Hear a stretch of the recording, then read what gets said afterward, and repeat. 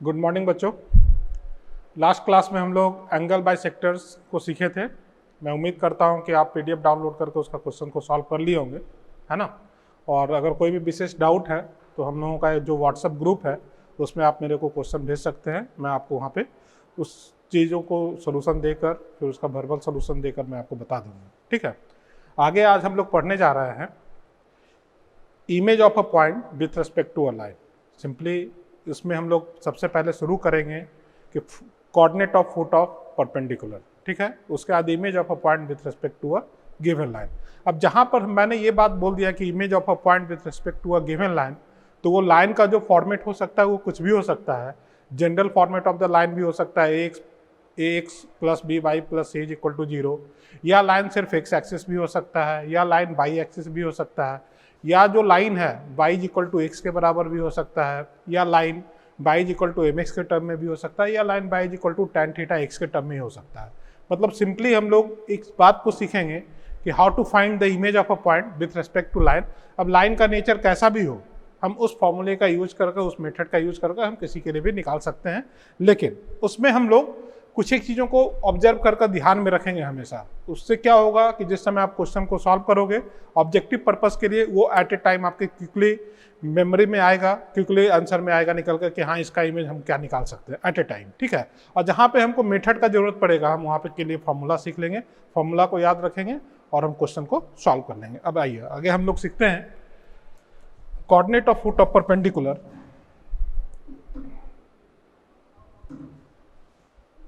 Coordinate of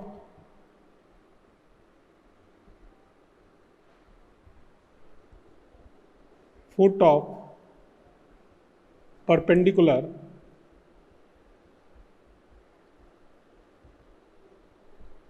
coordinate of foot of perpendicular, ठीक है। Simple यही है, यहीं से हम लोग शुरू करते हैं। इसके बाद हम लोग image of a point with respect to line सीखेंगे। जैसे consider a line L1 that is ax plus by plus c is equal to 0 and any point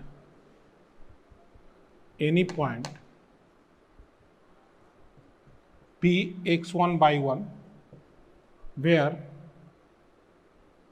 ax1 b by 1 plus C not equal to 0। इसका मतलब क्या है, अभी हम लोग explain करते हैं।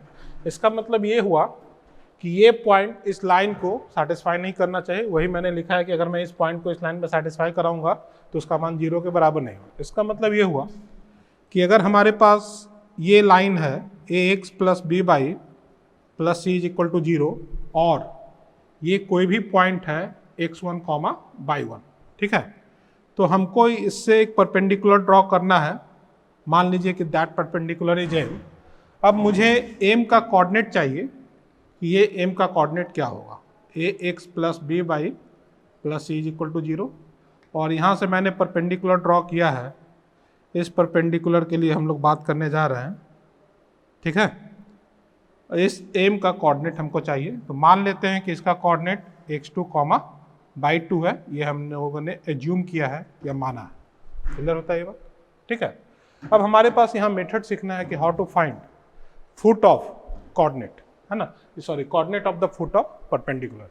कि फुट ऑफ परपेंडिकुलर का कोऑर्डिनेट क्या होगा जब ये पॉइंट इस लाइन को सेटिस्फाई नहीं कर रहा है। इस कारण मैंने ये कंडीशन दिया, अगर ये पॉइंट इस लाइन को सेटिस्फाई करेगा तो फुट ऑफ कोऑर्डिनेट भी यही हो जाएगा, सेम पॉइंट ही हो जाएगा, ठीक है। तो हम इस कंडीशन के लिए बात करने जा रहे हैं। अब यहाँ पे देखना हम लोग करते क्या है, स्टेप है कुछ एक मेथड, दो मेथड यूज करेंगे। पहला मेथड जो है जनरल मेथड है, स्टेप 1। सबसे पहले हम लोग equation of PM perpendicular line of ax plus B Y plus C लिखेंगे। तो सबसे पहले equation of line PM perpendicular to L1 ax plus B Y plus C. ये L1 लाइन है, इसके परपेंडिकुलर हम पी एम का इक्वेशन लिख सकते हैं। तो इस इक्वेशन को अगर हम लिखना चाहें तो इसको हम लोग लिखने का तरीका सीखे थे कि इक्वेशन ऑफ पी एम जो निकल कर आएगा, ठीक है, वो होगा B X minus A Y plus lambda. और हाउ टू फाइंड लेमडा हम लोग जानते हैं, सीखे थे कि किसी भी लाइन के परपेंडिकुलर लाइन का जो इक्वेशन होता है उसमें एक्स और वाई के कोफिशिएंट को इंटरचेंज करते हैं और साइन को इंटरचेंज करते हैं वाई के, ठीक है, ये बात हम लोग क्लियर है। और उसके साथ लेमडा ऐड करते हैं और लेमडा का मान फाइंड आउट करने के लिए हम इस पॉइंट से इस इक्वेशन को पास करवा देंगे, लेमडा का मान निकल कर आ जाएगा। अभी हम यहाँ पे क्वेश्चन को सॉल्व नहीं करने जा रहे हैं, सिंपली हम जनरल मेथड डिस्कशन कर रहे हैं कि हमको सबसे पहले परपेंडिकुलर का इक्वेशन लिखना होगा और उसके बाद स्टेप 2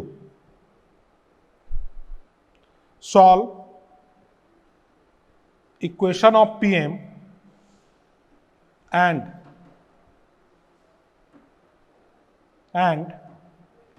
L1। पीएम और L1 के इक्वेशन को सॉल्व कर solve the equation of PM and L1, find the coordinate of M. M के कोऑर्डिनेट को हम लोग निकाल सकते हैं, find the coordinate of M. Clear होता है ये चीज, ठीक है। सिंपल सा बात मैंने आपको यहाँ पे बोला है कि हम सबसे पहले इसको सॉल्व पीएम के इक्वेशन को लिखेंगे, ठीक है। जैसे ही हम पीएम के इक्वेशन को लिखेंगे तो इक्वेशन हम लिखने का तरीका जानते हैं, इस इक्वेशन को और इस इक्वेशन को सॉल्व करेंगे, एम का कोऑर्डिनेट पॉइंट निकल कर आएगा और जो भी एम का कोऑर्डिनेट पॉइंट होगा वही फोट ऑफ परपेंडिकुलर होगा, एम कोऑर्डिनेट ऑफ इसके बाद, ठीक है। सेकंड मेथड देखते हैं जिसको हम लोग बोलते हैं डायरेक्ट मेथड, है ना। इस मेथड से जो मैं रिजल्ट निकालूंगा उससे डायरेक्ट आपके पास सीधा equation coordinate of foot of perpendicular निकल कर आएगा, ठीक है। जाइए, जैसे हम लोगों को ये देखना है कि ये लाइन का इक्वेशन है A X plus B Y plus C is equal to 0 और हम पी पॉइंट से परपेंडिकुलर ड्रॉ कर रहे हैं इस L1 पे जिसका कोऑर्डिनेट है फुट का वो m है। तो हमको कोऑर्डिनेट ऑफ फुट चाहिए जो कि x2 बाई 2 मैंने माना है, ठीक है। तो इसके लिए जो डायरेक्ट मेथड यूज करेंगे उस मेथड को ध्यान रखिएगा, प्रोसेस को याद रखिएगा, क्योंकि प्रोसेस से आप डायरेक्ट कोऑर्डिनेट निकालिएगा। कभी भी क्वेश्चन में आपसे ऐसा नहीं पूछेगा कि इतना आसान कि फुट ऑफ कोऑर्डिनेट निकालिए, फुट ऑफ परपेंडिकुलर का कोऑर्डिनेट निकालिए। बट जब आप बड़े क्वेश्चन को सॉल्व कीजिएगा तो इंटरमीडिएट ऑफ द क्वेश्चन में जब आप सोल्यूशन करने के लिए जाइएगा तो इन सब चीज़ों का जरूरत पड़ेगा। अगर आपने वहाँ पे प्रोसेस को लेंदी कर दिया है ना, आपने ज़्यादा लेंदी प्रोसेस अडॉप्ट कर लिया तो फिर वहाँ पे क्वेश्चंस में ज़्यादा समय लेगा या गलती होने का चांस ज़्यादा होगा। तो इस कारण डायरेक्ट फार्मूला है, इस फार्मूले से जब भी हम लोग फुट ऑफ परपेंडिकुलर का कोऑर्डिनेट निकालेंगे इस फार्मूले से निकालेंगे। सीखने के लिए हम एक बार दो बार उस पर प्रैक्टिस कर सकते हैं, लेकिन बेसिक जो फार्मूला या डायरेक्ट फार्मूला हम इसका यूज करेंगे। देखिएगा इसमें क्या है, हमको निकालना क्या है, x2 का कोऑर्डिनेट। तो जिसको निकालना है उसको पहले रखेंगे x2 माइनस x1, क्योंकि ये जो है ये गिवन है और ये क्या करना है, हमको फाइंड आउट करना है, फाइंड आउट करना है, ठीक है। तो जो फाइंड आउट करना है उसको पहले रखेंगे x2 minus x1 upon coefficient of x, coefficient of x।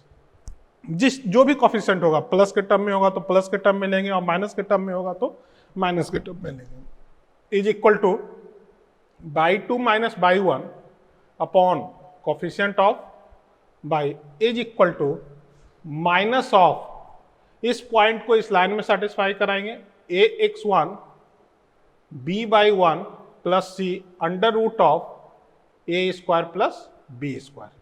Clear होता है ये बात। यहाँ पे निगेटिव साइन लेंगे, हमेशा याद रखिएगा। मतलब क्या हुआ कि जो हमको जो कोऑर्डिनेट पॉइंट फुट का निकालना है उसका कोऑर्डिनेट माइनस दिया हुआ coordinate divided by coefficient of x के डिफरेंस में कोफिशिएंट ऑफ x से डिवाइड करना है, y के डिफरेंस में कोफिशिएंट ऑफ y से डिवाइड करना है, दिए हुए कोऑर्डिनेट को दिए हुए लाइन में रखना है। तो इसका कुछ ना कुछ न्यूमेरिकल वैल्यू आएगा, ये जीरो नहीं होगा। क्यों जीरो नहीं होगा? क्योंकि ये पॉइंट इस लाइन को सेटिस्फाई नहीं करता। तो अगर वो पॉजिटिव मान देगा तो पॉजिटिव के लिए बात करेंगे, नेगेटिव मान देगा तो नेगेटिव के लिए बात करेंगे। हम यहाँ पे मॉड नहीं लगाएं, इस बात को ध्यान रखिएगा। बहुत लोग मॉड लगाकर पॉजिटिव बना देते हैं, ये गलत होता है कैलकुलेशन में, ठीक है। तो जैसा भी मान they divided by coefficient of x1 के स्क्वायर या x के स्क्वायर का प्लस कोफिशिएंट ऑफ y के स्क्वायर का सम, ठीक है। हमको लगता है कि आप इस मेथड को याद कर लेंगे और इसके लिए अगर हम लोग लिखना चाहें तो और लिख सकते हैं x2 minus x1 upon A by 2 minus Y 1 upon B is equal to minus of A x 1 B by 1 plus C divided by A square plus B square. यहां भी आप लिख सकते हैं कोफिशिएंट ऑफ एक्स का square, coefficient of x square plus coefficient of by square, अगर आप लिखना चाहें तो। सिंपल हमको ये बात ध्यान में रखना है। क्लियर होता है ये चीज? तो ये जो फॉर्मूला है हम लोग इसको डायरेक्ट लिखते हैं, इसको याद रखना है। x2 minus x1 upon a is equal to Y 2 minus Y 1 upon b is equal to minus of a x1 b Y 1 c under root of a square plus b square. देखिएगा, ठीक है? इसको हम लोगों को बिल्कुल इस तरीके से रखना है, ठीक है?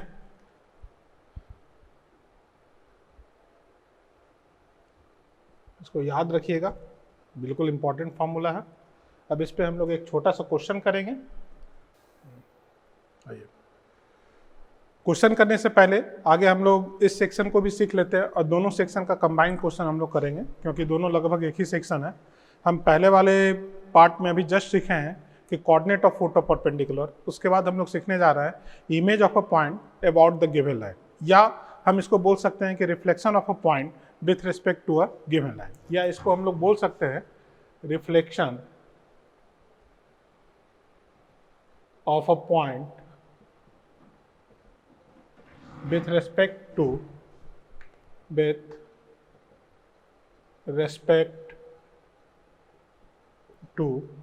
given line, ठीक है? इसके ज्योमेट्रिकल कंडीशन को पहले समझिएगा, मेथड तो हम लोग एक बार में सीख लेंगे। देखिएगा ज्योमेट्रिकल कंडीशन क्या है कि ये गिवन लाइन है A X plus B Y plus C is equal to 0। तो मान लीजिए कि गिवन है लाइन का equation L1 A X plus B Y plus C is equal to 0, ठीक है? अब यहाँ पे कोई भी पॉइंट x1 कॉमा बाई 1 है, ठीक है?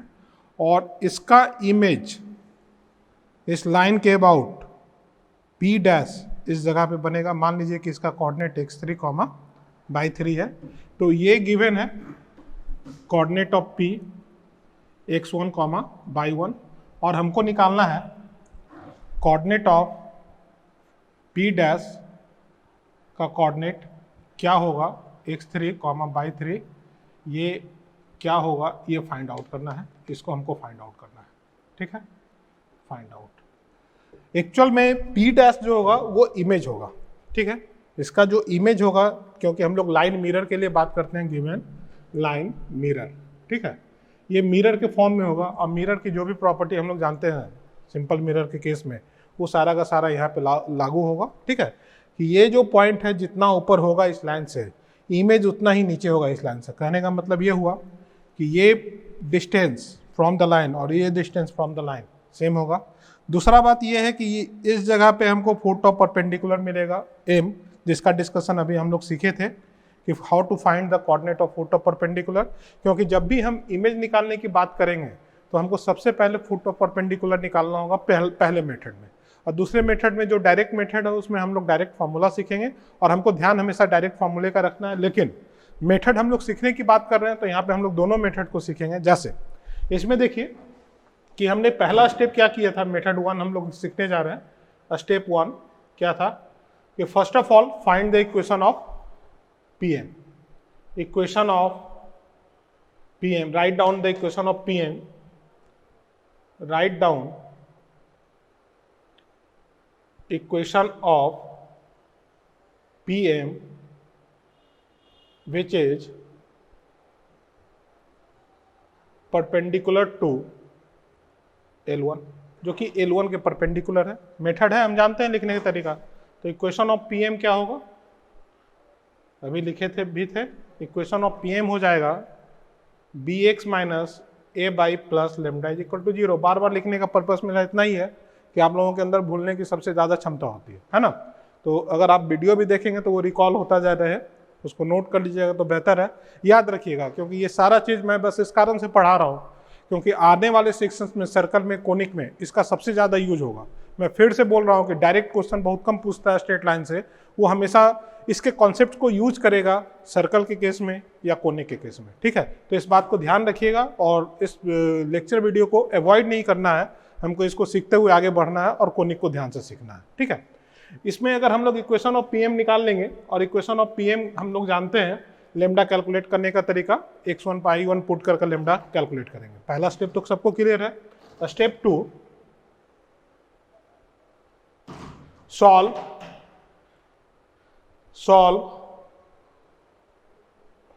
Both perpendicular line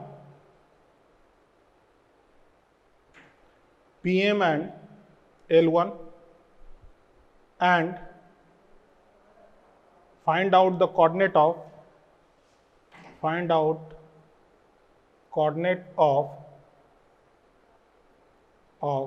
M x2 by 2। दूसरा बात भी क्लियर है।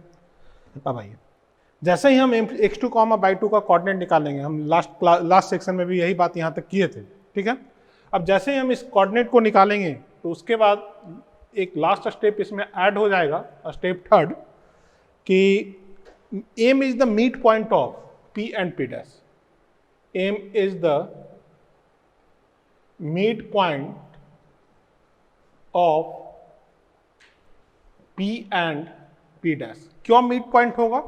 क्योंकि इस कारण से मिड पॉइंट होगा क्योंकि यहाँ पे P और P डैश इस लाइन से बराबर दूरी पर है। फिर से समझना है इस बात को कि ये M मिड पॉइंट क्यों होगा, क्योंकि P और P डैश इस लाइन से बराबर दूरी पर है, तो M जो होगा वो P और P डैश का मिड पॉइंट होगा सिंपल मिरर के केस में। ठीक है, अब यहाँ पे आप समझिएगा, तो अब हम लोग को करना क्या होगा कि now use mid point formula. हम लोग मिड पॉइंट फार्मूला का यूज करेंगे and find the coordinate of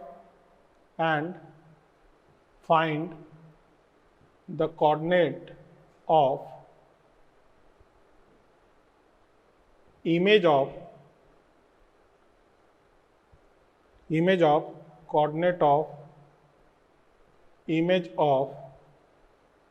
P। ठीक है, coordinate of image of P हम लोग निकाल लेंगे। ठीक है, कैसे यूज करेंगे? हम लोग लिख सकते हैं x2 is equal to x1 plus x3 by 2, और बाई 2 के लिए लिखा जा सकता है बाई 1 प्लस बाई 3 बाई 2, और यहाँ से हम लोग कोऑर्डिनेट का फॉर्मूला निकाल सकते हैं। तो x3 के लिए लिखा जा सकता है 2x2 माइनस x1, और बाई 3 के लिए लिखा जा सकता है 2 बाई 2 माइनस बाई 1। ठीक है, तो इस तरीके से हम लोग P dash x2 x3 by 3 का मान निकालेंगे, x3 बाई 3 जो कि होगा 2x2 minus x1 2 by 2 minus Y 1। ठीक है, ये बात तो क्लियर होता है। हमको नहीं लगता कि इसमें हम विशेष एक्सप्लेन करेंगे, आपको इतना से आपको क्लियर होगा। क्वेश्चन हम एक लेंगे, फिर से मैं आपको बोल रहा हूँ कि इसको अवॉइड करना है क्योंकि ये थोड़ा सा लेंथी प्रोसेस हो जाता है। पहला तो काम हमको परपेंडिकुलर का इक्वेशन लिखना पड़ेगा, दूसरा काम हमको इन दोनों को सॉल्व करना पड़ेगा, तीसरा काम मिड पॉइंट का फॉर्मूला लिखना पड़ेगा, तब हम जाकर कोऑर्डिनेट निकालेंगे। क्लियर है बात? तो हम इस मेथड को अवॉइड करेंगे, बस हमको सीखना था। कॉन्सेप्चुअल बात हमको पता होना चाहिए कि कब हम इस चीज़ को यूज कर सकते हैं, इस कारण मैंने इस चीज़ को डिस्कशन किया। अब मेथड 2 पे आते हैं जो कि डायरेक्ट मेथड है। देखिए, डायरेक्ट मेथड। ठीक है, हम यहां पे डायग्राम बनाने जा रहे हैं। ये P x1 बाई 1 है, इसका image P dash x3 by 3 होगा, और ये M पॉइंट होगा जिसका कोऑर्डिनेट x2 बाई 2 है। ठीक है, और इस लाइन का इक्वेशन गिवन है ax plus b by plus c। तो डायरेक्ट फॉर्मूला होता है, हमको किसका निकालना है? डायरेक्ट फॉर्मूला x3 निकालना है ना। तो x3 के लिए डायरेक्ट फॉर्मूला है change x3 minus x1 upon a coefficient of x is equal to y3 minus y1 upon coefficient of b is equal to minus of 2 ठीक है। ax1 b/1 plus C upon a square plus B square. अब इसको हम लोग बारी बारी से solve कर लेंगे और ये हमारे पास डायरेक्ट फॉर्मूला निकल कर आएगा। क्लियर होता है ये बात?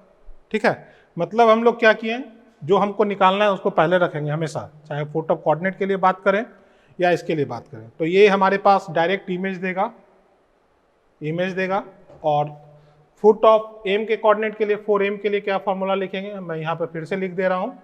इसके लिए फॉर्मूला लिखेंगे x2 minus x1 by a Y 2 minus Y 1 by b is equal to minus of ax1 b/1 plus C under root of a square plus b square. ठीक है, ये जो फॉर्मूला है वो m के कोऑर्डिनेट पॉइंट के लिए है और ये जो फॉर्मूला है 4p डैश।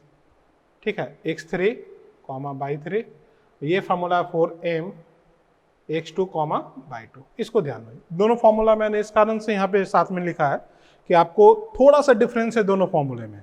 यहाँ पे हमको x3 निकालना है तो x3 माइनस x1 गिवन है, ये क्या है, गिवन है। ठीक है, लाइन का इक्वेशन गिवन है और निकालना हमको दो चीज है, m फाइंड आउट करना है p डैश। तो x3 minus x1 by 3 minus Y 1 by b, image के केस में -2 से मल्टीप्लाई होगा और फुट ऑफ परपेंडिकुलर के केस में -1 से मल्टीप्लाई होगा। एक्चुअली माइनस का मतलब क्या हुआ, -1, और इमेज के केस में -2। जैसे ही डिस्टेंस डबल होगा तो सेम फॉर्मूले में -2 से मल्टीप्लाई कर देंगे। ये याद रखने का तरीका है, इस कारण से मैं यहाँ पे आपको ये चीज एक्सप्लेन कर रहा हूँ। अब हम लोग इस पे क्वेश्चंस करते हैं, डायरेक्ट भी क्वेश्चन को सॉल्व करेंगे और बाय द प्रोसेस भी क्वेश्चन को सॉल्व करेंगे और फिर हम आगे बढ़ेंगे चैप्टर में। एक क्वेश्चन देखते हैं जो अभी हम लोगों ने सीखा था, coordinate of foot of perpendicular और image of a point with respect to a line पे। ठीक है, क्वेश्चन दिया हुआ है, find the coordinate of the foot of perpendicular and image of the point 4, -13 with respect to the line mirror 5x plus Y plus 6। कहने का मतलब क्या हुआ कि ये लाइन का इक्वेशन गिवन है 5x plus Y plus 6 is equal to 0 और ये पॉइंट गिवन है p, मानते हैं इसका कोऑर्डिनेट p है 4, -13। यहाँ से हम लोग परपेंडिकुलर ड्रॉ करेंगे और ये इसका इमेज होगा p dash, that is the image, है ना। ये गिवन पॉइंट है, गिवन, ये लाइन का इक्वेशन भी गिवन होगा और हमको इमेज निकालना है।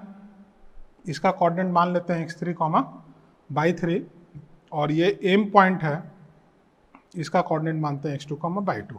तो हम लोग सबसे पहला काम क्या करेंगे, मेथड 1 से हम इसको सॉल्व करने जा रहे हैं। तो इक्वेशन ऑफ pm सबसे पहले लिखेंगे। इक्वेशन ऑफ pm क्या लिख सकते हैं, x minus 5 y plus lambda is equal to 0। ये लाइन कहाँ से पास करता है, दिस लाइन पासिंग थ्रू 4, -13 और लेमडा कैलकुलेट कीजिएगा तो -69 आना चाहिए। देख लीजिए, -x plus 5 y that value is equal to -4 और -65 इज इक्वल टू -69। ठीक है, तो इक्वेशन ऑफ pm क्या बनेगा, pm का इक्वेशन जो बनेगा वो बनेगा equation of pm, equation of pm is x -5 y -69 is equal to 0। पहला बात तो क्लियर होता है। ठीक है, अब हम लोग क्या करेंगे, सॉल्व इक्वेशन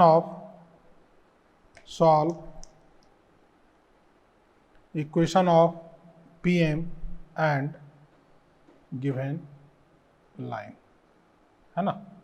इसको सॉल्व कीजिएगा तो हम जैसे ही इसको सॉल्व करते हैं, x minus 5 y is equal to 69 और दूसरा इक्वेशन दिया हुआ है 5x plus y is equal to -6।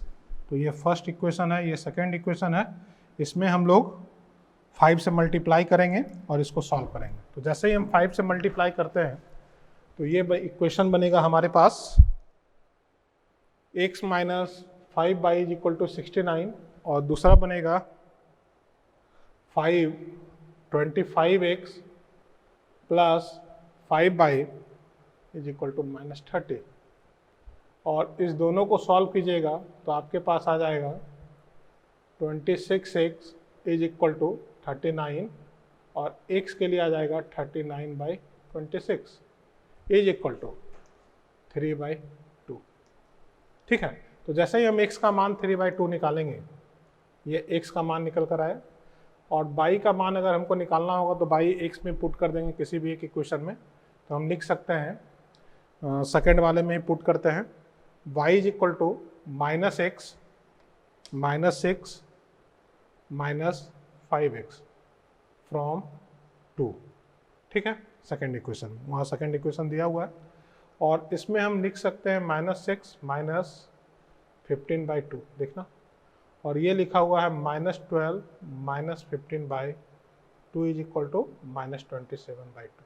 देखिएगा, ये दो इक्वेशन आ गया हमारे पास। इसका मतलब क्या हुआ कि m का जो कोऑर्डिनेट निकल कर आया वो x2, y2 है, जिसका मान हमारे पास आ रहा है 3/2, -27/2। क्लियर है ये बात? ठीक है, अब हमको इमेज निकालना है, तो चूंकि m is the mid point of p and p dash, इसका मतलब क्या हुआ कि हम लोग मिड पॉइंट फार्मूला यूज करेंगे, x2 is equal to x1 plus x3/2 and y2 is equal to y1 plus y3/2। देखिए, x2 का मान हमको पता है, तो हम लोग लिख सकते हैं 3/2, x1 का मान पता है 4 प्लस x3/2। देखना, ये इससे कैंसिल आउट हो जाएगा, और यहाँ से हम लोग x3 के लिए सॉल्व करेंगे तो ये -1 के बराबर आएगा। ठीक है, इसी तरीके से अगर हम यहाँ पे लिखना चाहें तो हम इसके लिए लिख सकते हैं y2 का मान -27/2, और y1 का जो मान है वो -13 प्लस y3/2, ये इससे कैंसिल आउट होगा। y3 का जो मान निकल कर आएगा -27, देख लीजिएगा कितना आ रहा है, -14 आ रहा है क्या, -14। तो एक मान तो आ गया हमारे पास, x3 इज इक्वल टू -1। इसको एक बार चेक कर लीजिए दोबारा, कैलकुलेशन तो कहीं गड़बड़ नहीं ना हम किए हैं। तो x का मान 3/2, 15, 12, 27। ठीक है, ये बात तो बिल्कुल सही है। और यहाँ पे अगर हम लोग p डैश के लिए कैलकुलेट करना चाहें तो p डैश के लिए कैलकुलेट कर सकते हैं -1 -14, that is the image of point P। ठीक है, with respect to given line L1। Clear है ना? तो ये हमारे पास फाइनल आंसर आया। तो जब भी आपसे इमेज पूछा जाए तो उसमें आपको फुट ऑफ परपेंडिकुलर का कोऑर्डिनेट निकालना पड़ेगा। अब हम इसी क्वेश्चन को डायरेक्ट मेथड से सीखेंगे, इसको नोट कीजिए, फिर हम आगे प्रोसीड करते हैं। सेकेंड मेथड सीखते हैं, डायरेक्ट मेथड। ज्योमेट्रिकल डायग्राम हम लोग बनाएंगे, क्योंकि आलस नहीं करेंगे यहाँ पे डायग्राम बनाने में, इससे विजन क्लियर होता है और हम लोग क्वेश्चन को सही सॉल्व कर पाते हैं। अगर मान लीजिए कि हमने क्वेश्चन को सॉल्व भी किया और कैलकुलेशन मिस्टेक हो गया बाय चांस, तो पूरा का पूरा क्वेश्चन मेरा गलत हो जाएगा। ठीक है, क्योंकि आज के टाइम में ऑब्जेक्टिव मेथड है एग्जामिनेशन के पैटर्न के लिए, कंपटीशन फॉर्मेट में ऑब्जेक्टिव पूछा जाता है। ठीक है, तो हम लोग कैलकुलेशन करने समय भले एक क्वेश्चन पेपर में कम सॉल्व करें, लेकिन जो भी क्वेश्चन सॉल्व करेंगे उसको एक्यूरेसी के साथ सॉल्व करेंगे, कैलकुलेशन मिस्टेक उसमें नहीं होना चाहिए। ठीक है, और टाइम कम से कम हमारा कंज्यूम हो, इस दोनों बात का हम लोग ध्यान रखेंगे। ठीक है, जैसे दिया हुआ है ये गिवन, दूसरा ये पॉइंट गिवन है 4, -13, इसको हम लोग मान लेते हैं x1, y1। ठीक है, ये गिवन है, और हमसे पूछा जा रहा है p डैश का कोऑर्डिनेट x3, y3 और m का कोऑर्डिनेट x2, y2। तो सबसे पहले हम लोग कोऑर्डिनेट ऑफ m लिखेंगे डायरेक्टली। कोऑर्डिनेट ऑफ m क्या होगा? कोऑर्डिनेट ऑफ m अगर हम लोग लिखना चाहें तो हमने आपको बताया था कि जो कोऑर्डिनेट निकालना है उसको पहले लिखेंगे x2 - x1 बाई a का मान है 5, y2 - y1, यहाँ पे लिख लीजिए a is equal to 5, b is equal to 1। ठीक है, तो हम लोग यहाँ पे लिख लीजिए a, x1 का मान हमको पता ही है, y2 minus y1 by b is equal to minus sign of, है ना, minus sign of 5x1 plus y 1 plus 6 root under a square plus B square, और ए और बी का मान हम लोग जानते हैं। यहाँ पे पुट कीजिएगा, x2 निकालना है, x1 गिवन है, a का मान पता है, बाई 2 निकालना है, बाई 1 गिवन है -13, b पता है ना, और यहाँ लिख सकते हैं -5x, x1 का मान हमको पता है यहाँ पे -5 × 4, बाई 1 का मान पता है -13 और +6, ठीक है, divided by 5 square plus 1 square. अब इन दोनों को 1, 2 और 3, ठीक है, तो फर्स्ट एंड थर्ड को सॉल्व कीजिए और सेकेंड एंड थर्ड को सॉल्व कर हम लोग x कैलकुलेट कर सकते हैं और y कैलकुलेट कर सकते हैं। कैलकुलेशन आसान है, इसको सॉल्व करके लिखिएगा तो x का जो मान अभी आया था वो हम लोग, चलिए कैलकुलेट करते हैं, याद तो नहीं है मुझे वैल्यू कि क्या आया था, कैलकुलेट कर लेते हैं x का मान। इसको अगर हम लोग लिखना चाहें 1 एंड थर्ड सेकेंड से, है ना, सॉरी थर्ड से, तो हम यहाँ से लिख सकते हैं x2 - 4 upon 5 is equal to minus of 20 minus 13 plus 6 divided by 25 plus 1।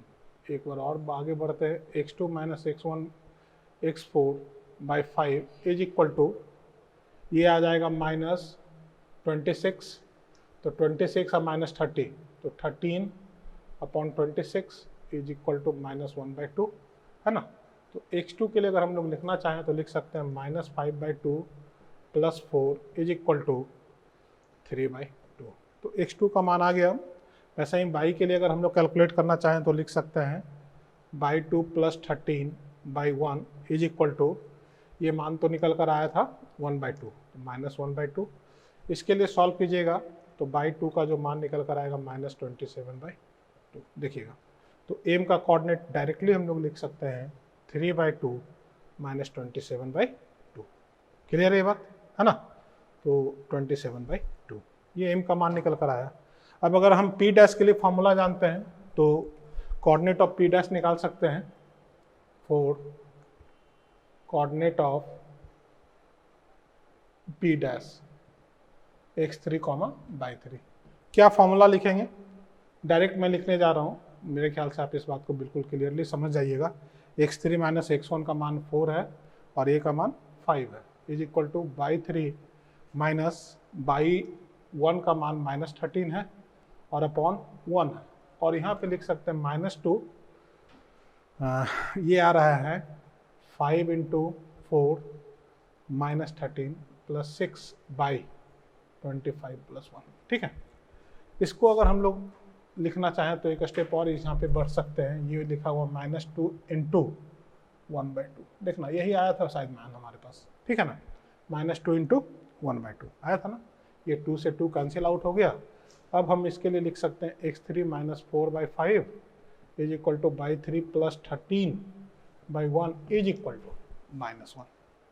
अब ये पहला हो गया, ये दूसरा हो गया और ये तीसरा हो गया। फर्स्ट एंड थर्ड को इक्वेट कीजिए, फर्स्ट एंड थर्ड, और हम लिख सकते हैं x3 - 4/5 इज इक्वल टू -1 और x3 is equal to -1 direct, ठीक है। और यहाँ पर हम लोग सेकेंड एंड थर्ड को इक्वेट करेंगे तो हम लोग लिख सकते हैं y3 plus 13/1 is equal to -1 और y3 इज इक्वल टू -14। दूसरा बात क्लियर है। इसका मतलब क्या हुआ कि p डैश का जो कोऑर्डिनेट है वो है -1 -14, समझे, है ना। और m का जो कोऑर्डिनेट है वो ये दिया। तो एक आंसर तो ये हो गया, दूसरा आंसर ये हो गया। तो मेरा बस पर्पस इतना ही है कि आप डायरेक्ट मेथड का यूज कीजिएगा। आगे कभी भी क्वेश्चन जब आप सॉल्व कीजिएगा, मैंने कुछ एक क्वेश्चन PDF में डाला है, तो वहाँ जो भी क्वेश्चन आप सॉल्व कीजिएगा मेथड 2 से सॉल्व कीजिएगा। मेथड 1 सीखना था, कॉन्सेप्चुअल बात उसका सीखना था कि किसी भी पॉइंट का जब इमेज लेते हैं तो लाइन जो है लाइन मिरर की तरह एक्ट करता है, सिंपल मिरर की तरह। तो जो इमेज या जो ऑब्जेक्ट डिस्टेंस से जितना दूरी पे होगा, इमेज उसका उस लाइन से नहीं, सॉरी, जो ऑब्जेक्ट लाइन मिरर से जितने दूरी पे होगा उसका इमेज उसी लाइन मिरर से सेम दूरी पे नीचे की ओर बनेगा, ठीक है। और जो मीट पॉइंट होगा पी और पी डैश का, वो लाइन मिरर पे लाई करेगा। तो इसी कॉन्सेप्ट को हमको मेनली सीखना था, पर हम लोग क्वेश्चन जब भी आगे सॉल्व करेंगे डायरेक्ट मेथड का यूज करेंगे, तो इसको आप क्लियरली याद रखिएगा, आपके लिए बेहतर होगा, ठीक है। आगे बढ़ते हैं, नेक्स्ट सेक्शन को हम लोग सीखने जाते हैं। Of given point image of given point alpha beta in different cases, ठीक है। पहला फर्स्ट नंबर होगा with respect to x axis, with respect to x axis, ठीक है। जैसे मान लो कि ये एक्स वाई कोऑर्डिनेट है, समझना। अगर हम इस कंडीशंस के लिए इस फॉर्मूले का यूज करेंगे तो थोड़ा सा लेंदी हो जाएगा, इसी कारण मैं इसको नोट करके लिखा दे रहा हूँ कि अगर with respect to x axis p का कोऑर्डिनेट अल्फा कॉमा बीटा है और इसका इमेज हमको एक्स एक्सिस के रिस्पेक्ट में पी डैश सीखना है, ठीक है। तो इस लाइन पे एक्स का कोऑर्डिनेट तो हमेशा सेम रहेगा, तो कहीं भी अगर मैं पॉइंट लूँ तो फुट ऑफ परपेंडिकुलर अगर मैं एम मानता हूँ तो फुट ऑफ परपेंडिकुलर का कोऑर्डिनेट अल्फा कॉमा 0 होगा। ये तो बिल्कुल बेसिक बात है, फंडामेंटल बात है ये, और मैं समझता हूँ कि आप लिखते के साथ इस बात को समझ सकते हैं कि एम का कोऑर्डिनेट अल्फा कॉमा 0 क्या होगा। तो alpha comma m is the foot of perpendicular, अगर मैं इस फॉर्मूले से यूज करूंगा तो लेंदी होगा, और अगर मैं on the basis of observation इसको सॉल्व करूंगा तो ये बिल्कुल आसान हो जाएगा। आप आसानी से एम का कोऑर्डिनेट बता सकते हैं, अल्फा कॉमा 0 होगा, ठीक है।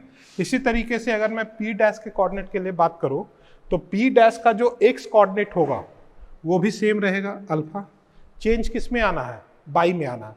और यहाँ पे अगर मैं एक्स एक्सिस से ऊपर बाई काउंट करूंगा तो पॉजिटिव नेचर का, और उसी डिस्टेंस को एक्स एक्सिस से नीचे काउंट करूंगा तो निगेटिव। इसका मतलब क्या हुआ कि यहाँ पे जो कोऑर्डिनेट आएगा minus alpha comma minus beta, ठीक है। मैं एग्जांपल नहीं लेने जा रहा हूँ, कोई भी पॉइंट आप यहीं पे कंसीडर कर लीजिए 2,3, तो 2,3 में पी डैश का कोऑर्डिनेट कितना हो जाएगा 2,-3, एम का कोऑर्डिनेट कितना हो जाएगा 2,0। पहला बात क्लियर होता है ना। तो पहला केस तो आप सबको क्लियर होगा, मैं उम्मीद यही करता हूँ, ठीक है। इसी में सेकेंड केस के लिए अगर मैं बात करता हूँ कि with respect two by axis, with respect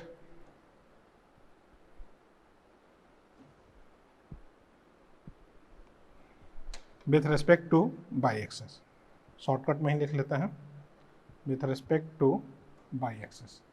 तो अगर मैं इसी में बाई एक्सिस के लिए बात करता हूँ, देखिएगा मैं पेन चेंज कर मैं ऊपर वाले ही डायग्राम में बता दे रहा हूँ, इसको ध्यान रखना है। देखिए अगर मैं बाई एक्सिस के रिस्पेक्ट में बात करता हूँ तो पी का कोऑर्डिनेट अगर पी डबल डैश में ये मानता हूँ बाई एक्सिस के रिस्पेक्ट में, तो फुट ऑफ परपेंडिकुलर यहाँ पे ये होगा। अगर मैं इसका कोऑर्डिनेट एल लेता हूँ तो इस लाइन के लिए बाई कोऑर्डिनेट हमेशा कांस्टेंट होगा, तो इसका कोऑर्डिनेट हो जाएगा 0 कॉमा बीटा और इसका कोऑर्डिनेट हो जाएगा minus alpha comma beta. Clear है ये चीज, ठीक है। इसका मतलब क्या हुआ कि same point P alpha beta x axis के रेस्पेक्ट में अल्फा माइनस बीटा बनेगा और बाई एक्सिस के रेस्पेक्ट में इसका जो इमेज होगा वो माइनस अल्फा कॉमा बीटा बनेगा। क्लियर होता है ये बात।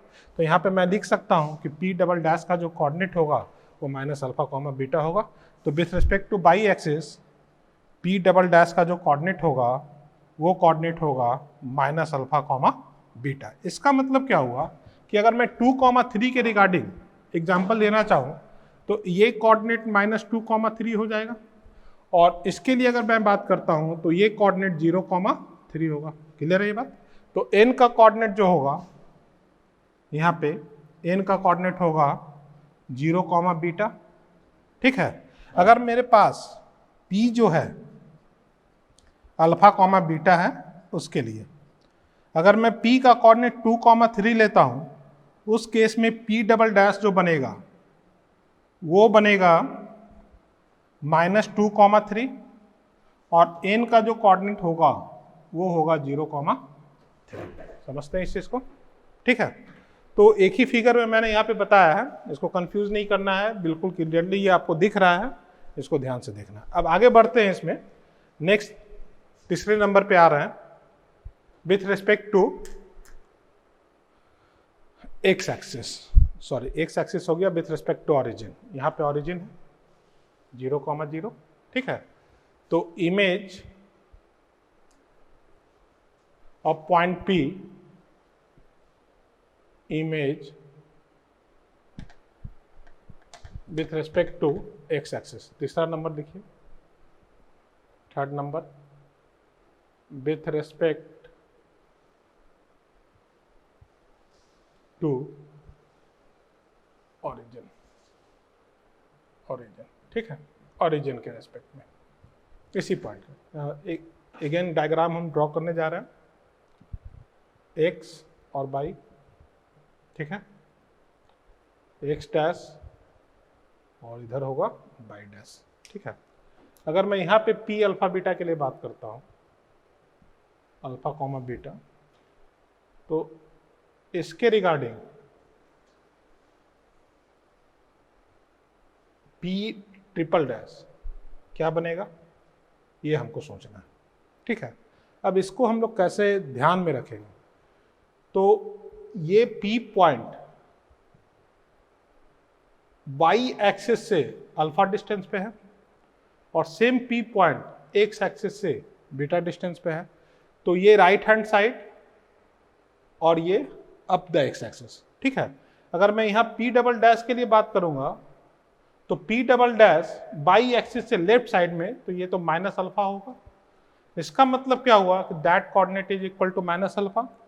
अब बिलो द एक्स एक्सिस ये माइनस बीटा होगा। इसका मतलब ये हुआ कि P का जो इमेज होगा P अल्फा बीटा का इमेज, ठीक है, P ट्रिपल डैश कितना होगा, माइनस अल्फा माइनस बीटा। जैसे अगर मैं एग्जांपल लेना चाहूं 2,3 के रिगार्डिंग, तो 2,3 के रिगार्डिंग यहाँ पे जो कोऑर्डिनेट बनेगा वो बनेगा -2, -3। तो ये पहला बात आपको क्लियर होता है with respect to x axis, with respect to y axis and with respect to origin, कि ऑरिजिन के रिस्पेक्ट में अगर मैं इसका इमेज लेना चाहूँ, तो ऑरिजिन के रिस्पेक्ट में अगर मैं इसका इमेज लूंगा तो ये जो ऑरिजिन होगा that is the meet point 0,0। तो अगर आप मीट पॉइंट थ्योरम भी अगर आप यूज करते हैं तो अल्फा प्लस इसको आप मान लीजिए x3/3 है ना, तो अल्फा प्लस x3/2 किसके बराबर होगा, 0 के बराबर। अब बीटा प्लस y3/2 किसके बराबर होगा, 0 के बराबर। क्लियर ये बात।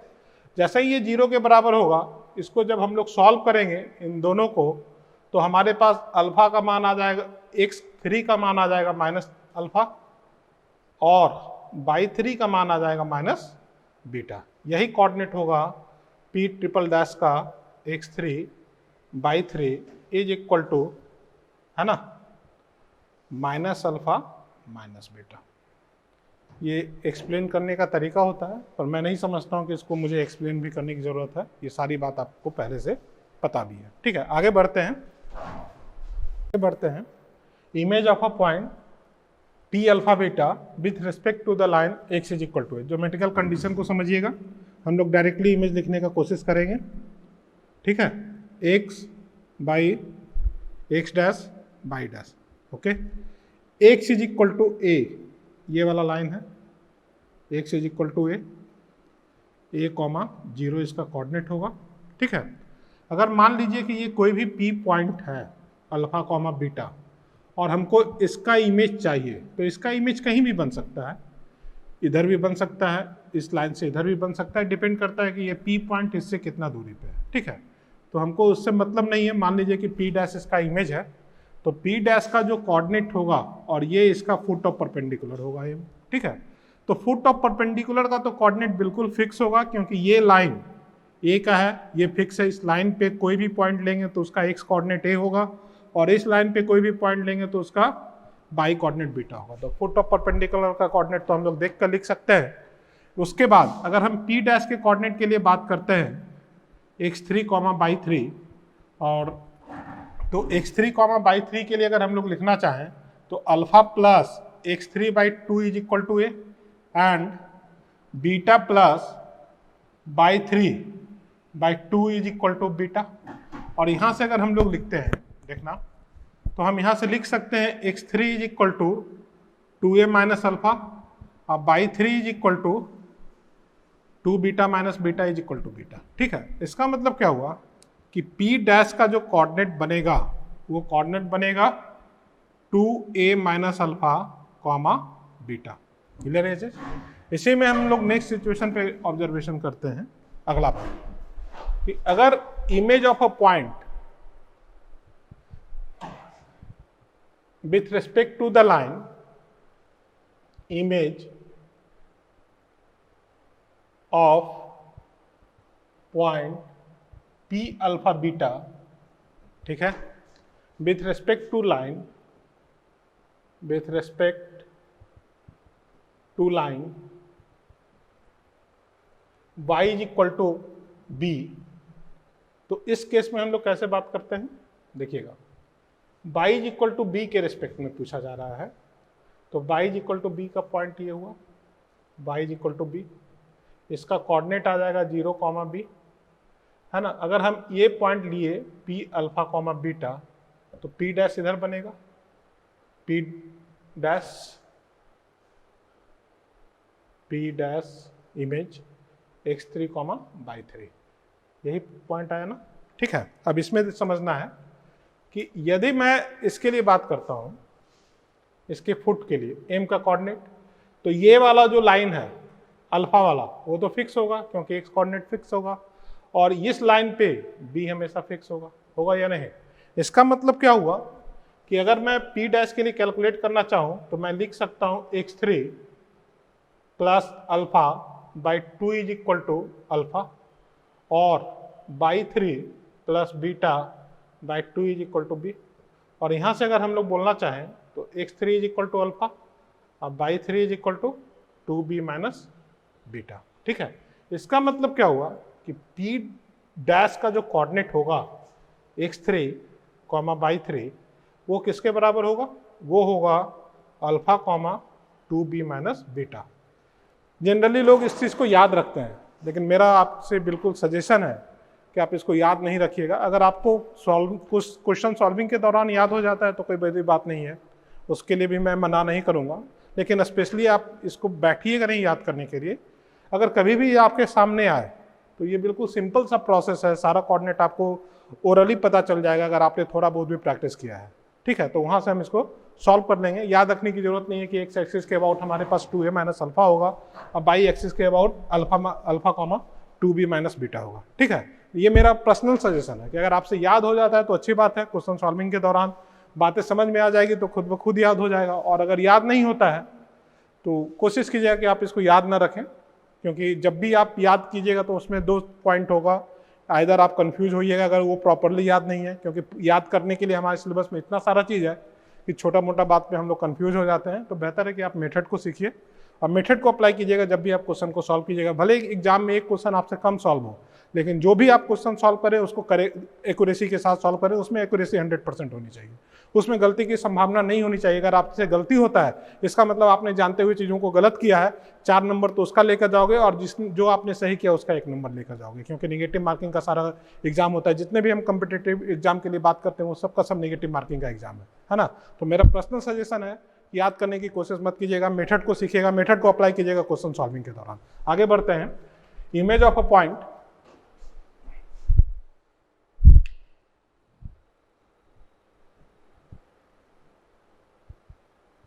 image of point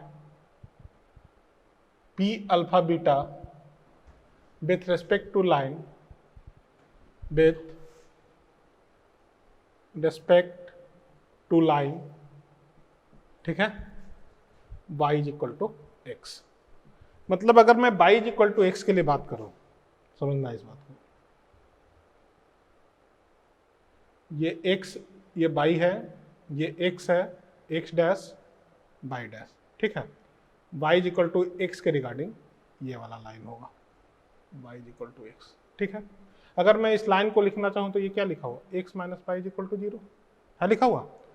अब मान लीजिए कि ये पी अल्फा बीटा पॉइंट है, पी अल्फा बीटा, और इसके रिगार्डिंग हमको इमेज चाहिए, है ना। तो इसके रिगार्डिंग अगर हम लोग इमेज के लिए बात करेंगे तो पी डबल डैश या पी डैश आएगा। पी डैश का कोऑर्डिनेट हमको निकालना है x3, y3। देखते हैं कि इसका इमेज जो बनेगा पी अल्फा बीटा का with respect to the line y is equal to x के अबाउट बीटा अल्फा। इसको इस तरीके से ध्यान रख सकते हैं कि y is equal to x के अबाउट होगा तो पी अल्फा बीटा में इंटरचेंज हो जाएगा। पी अल्फा का इमेज x का इमेज y में और y का इमेज x में, ठीक है। इस ऐसे हम लोग इसको याद रखते हैं। अगर याद भी रखना है तो यहाँ पे हम लोग इस तरीके से याद रख सकते हैं कि अल्फा और बीटा में p का image with respect to y x goes to y coordinate और y coordinate goes to x coordinate. Image के केस में उसको बात समझते हैं यहाँ पे कि ये कैसे आ रहा है, ठीक है। तो p अल्फा बीटा हमारे पास है और ये हमारे पास है x plus -1 plus 0 is equal to 0, ठीक है। इसका इमेज p डबल डैश, ठीक है ना, p डैश। तो इसको हम लोग लिखेंगे x3, y3 का मान हमको निकालना है। देखिएगा फॉर्मूला हम लोग क्या सीखे थे, फॉर्मूला सीखे थे x3 minus alpha upon 1 y3 minus beta upon -1 is equal to -2, ठीक है, alpha minus beta upon 1 square plus 1 square, मतलब -1 का स्क्वायर 1 हो जाएगा। अब यहाँ से अगर हम लोग सॉल्व करना चाहें तो लिख सकते हैं x3 minus alpha is equal to y3 minus beta is equal to minus alpha plus beta. लिख सकते हैं क्या। अब पहला, दूसरा और तीसरा, फर्स्ट और थर्ड को इक्वेट करेंगे और इन दोनों को इक्वेट करेंगे, ठीक है। तो हमारे पास x3 का जो मान आएगा वो बीटा हो जाएगा और y3 का जो मान आएगा वो, y3 का नीचे -1 है बाबू, इसको ध्यान रखना है, यहाँ -1 है, यहाँ 1 था, ठीक है। y3 का मान जो आ जाएगा वो अल्फा आ जाएगा, ठीक है। तो हम यहाँ से समझ सकते हैं कि जो p डैश का जो कोऑर्डिनेट आ रहा है वो आ रहा है बीटा अल्फा, जो कि ऑलरेडी यहाँ लिखा हुआ है, ठीक है। अब आगे बढ़ते हैं, इसमें एक छोटा सा और सेक्शन सीखना है, ठीक है। तब तक आप इसको नोट कीजिए। Image of the, find the image of point p alpha beta with respect to the line y is equal to -x। तो इसका अगर ज्योमेट्री मैं देखना चाहूँ तो y is equal to -x, ये कोई भी पॉइंट है, ठीक है। और p अल्फा बीटा का इमेज हमको इस पॉइंट के रिस्पेक्ट में चाहिए, ठीक है।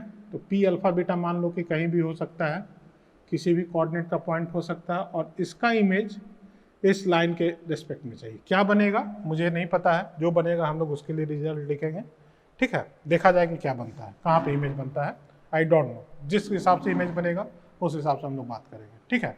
तो एक्चुअल में जो लाइन हमारे पास है वो दिया हुआ है x plus y plus 0 is equal to 0, और पॉइंट जो दिया हुआ है वो अल्फा बीटा के फॉर्म में दिया हुआ है। इसका image p dash x3, y3 हम लोग मानते हैं कि यहाँ पे, ठीक है। ये इमेज है, डॉटेड लाइन से मैं दिखा रहा हूँ। आगे बढ़ते हैं। इसके लिए अगर मैं लिखना चाहूँ तो लिख सकता हूँ x3 minus alpha by 1 y3 minus beta by 1 is equal to -2 alpha plus beta upon 2, cancel out, ठीक है।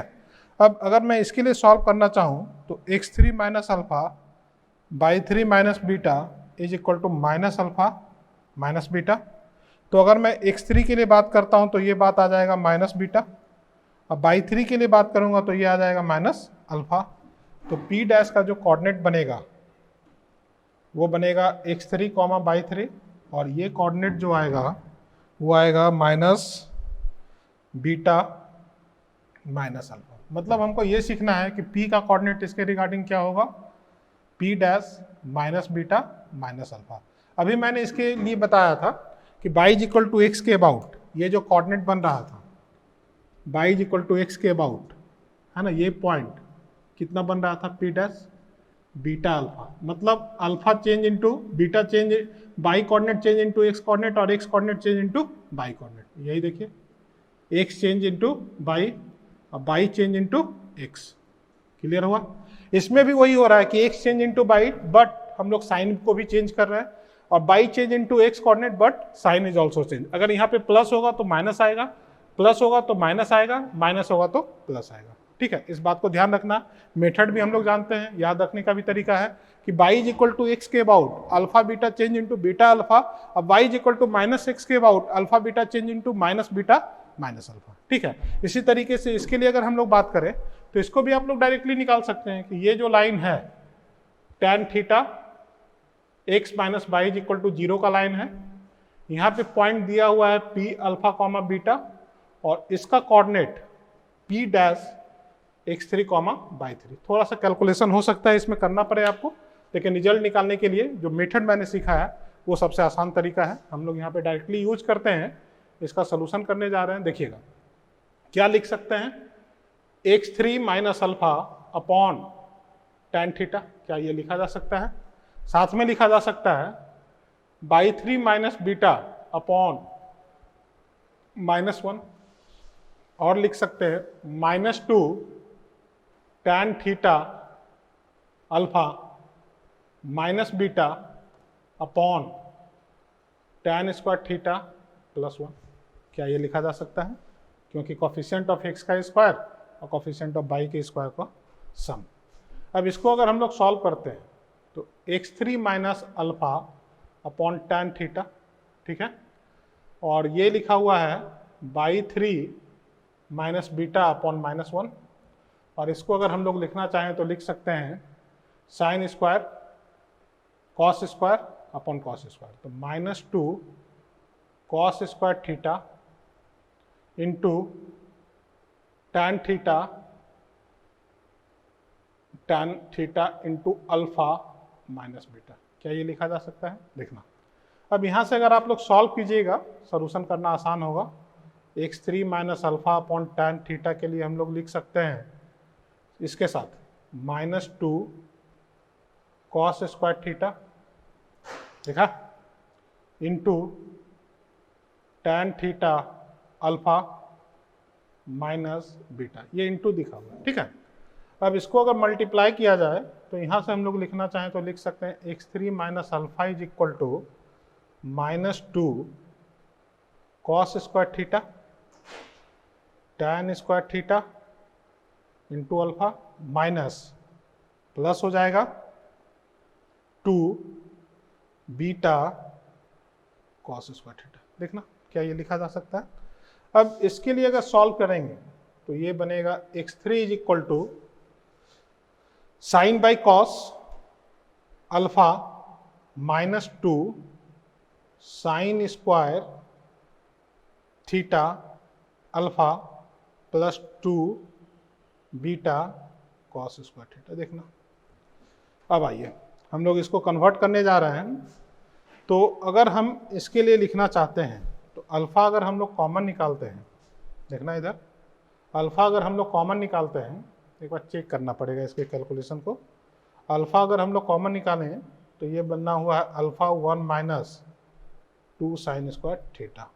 ठीक है, और tan थीटा से यहाँ भी मल्टीप्लाई होगा, यहाँ cos square theta into tan theta लिखाएगा, यहाँ भी हमारे पास tan थीटा लिखाएगा, जो कि साइन बाई कॉस से कैंसिल आउट हो जाएगा, और ये बनेगा बीटा साइन 2 थीटा, और ये बनेगा alpha cos beta beta beta beta alpha minus cos alpha minus beta. ठीक है, ये तो यही आना चाहिए। हाँ ठीक है, alpha cos 2 theta plus beta sine 2 theta.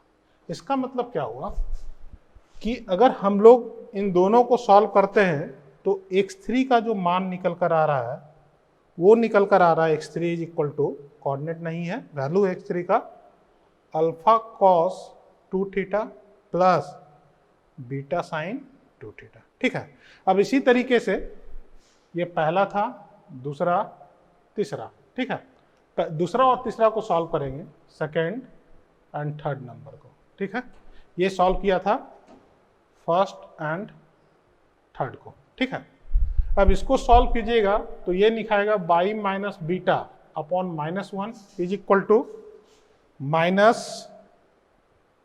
2 cos square theta tan theta into alpha, और साथ में लिखाएगा plus 2 beta cos square theta.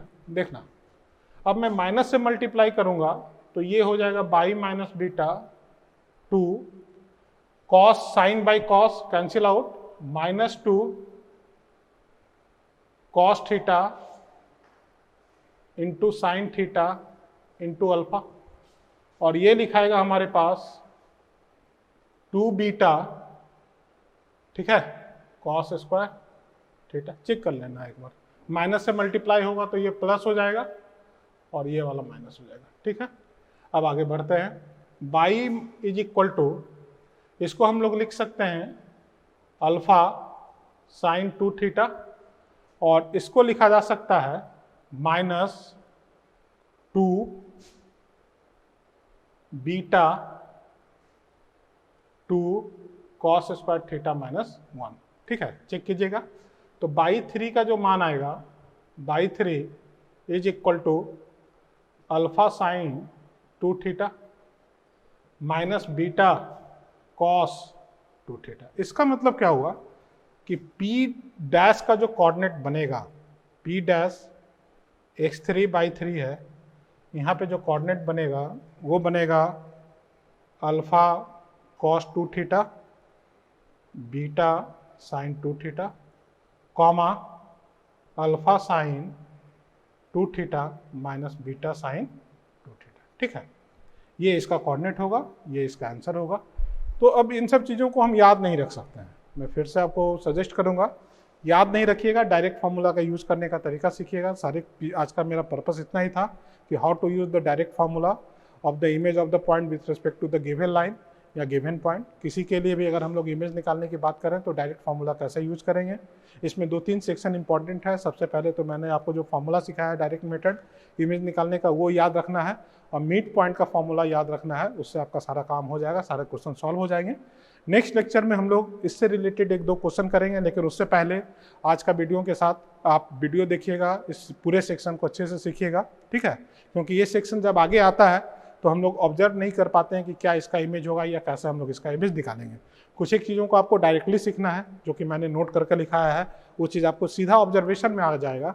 Next lecture में हम लोग इस पर क्वेश्चंस करेंगे और फैमिली ऑफ लाइन को पढ़ते हुए चैप्टर को आगे पेयर ऑफ स्ट्रेट लाइन पर लेकर चले जाएंगे, ठीक है।